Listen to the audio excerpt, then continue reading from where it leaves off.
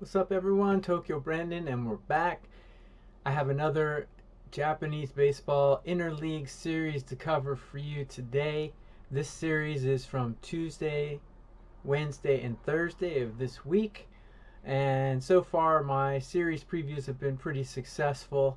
So hopefully, we can make some more money on this one. Before I get to the preview, I just want to let you know that I am WagerTalk's #1 profit capper in 2021, and I'm running pretty hot right now, winning 60% of all my Japanese baseball this season, and I'm winning 60% of all my Korean baseball KBO picks this season.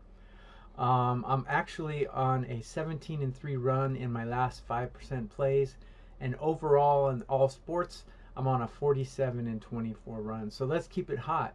WagerTalk is pricing all of my plays right now at $9, except for my 5% plays.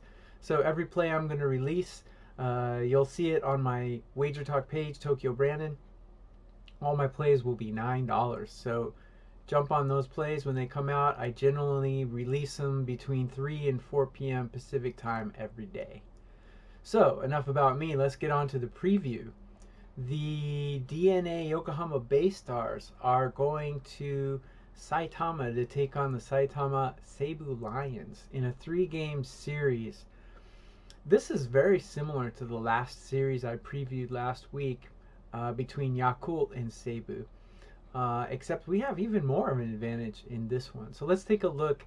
As I said in all my videos, I like to look at the lineup, the bullpen, and the starting pitching. So let's take a look at those three items regarding these two teams in this matchup. First of all, we're playing at MetLife Dome, which is a hitter-friendly park. About 20% higher scores in this than the average in the whole country. So it's definitely a hitter's park.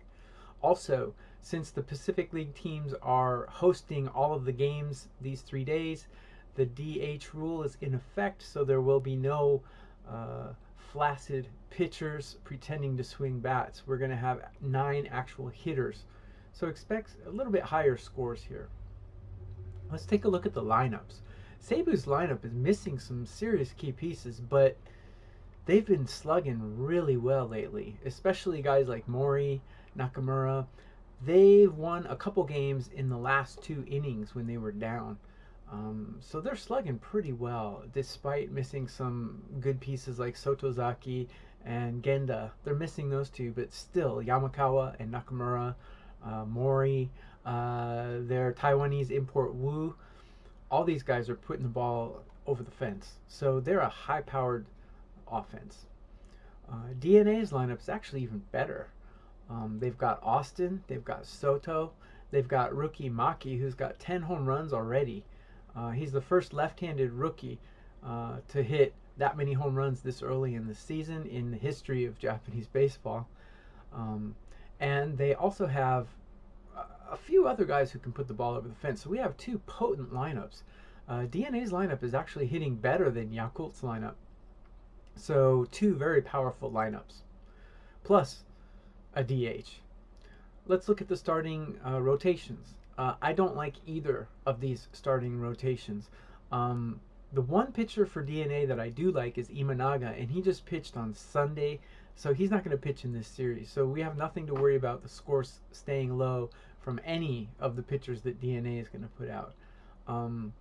The Seibu Lions have 2 good pitchers, as I said in my last video. They've got Takahashi and they got Matsumoto. Takahashi just pitched on Saturday, so he's not going to pitch in this series. Matsumoto might pitch, and he actually might pitch on Tuesday. I wouldn't be afraid of him starting regarding high scores because he's pitching a little bit over his means. His career numbers are not as good as his season numbers. So I wouldn't be too worried about Matsumoto keeping scores down. So those are the 2 rotations. Let's look at the bullpens. DeNA's bullpen, I have DeNA's bullpen ranked 7 out of 12. Not good, toiling in sub-mediocrity. And I have Seibu's bullpen ranked 12 out of 12. They're the worst in Japan. They have 1.9 whip. They have a 5.4 collective ERA. So both bullpens, not impressive. So what do we do here? We got two powerful lineups.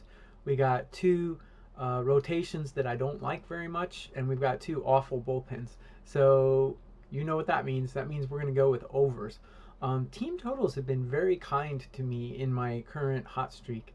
Um, Please check with your book to see if they have team totals. I know FanDuel has team totals. I know DraftKings have team totals. Most books have team totals. I've been going with a lot of full game team totals lately. If you see any 7.5s in this series, bet the over. If you see any 8s, I would bet the over. If you see any team totals that are 3.5, I would bet the over. I would even bet 4.5 team total over or an 8.5 game total over if I like the pitching matchups. So that's how I'm going to approach this series. We're looking at a lot of overs in these 3 games. That's it for me, guys. Please take a look at Tokyo Brandon's page at WagerTalk.com. You'll see all of my plays for $9. I'm hotter than anyone right now, and I'm the #1 capper in 2021. Let's keep the streak going, and let's keep winning. I'll be back with more, guys. Salute.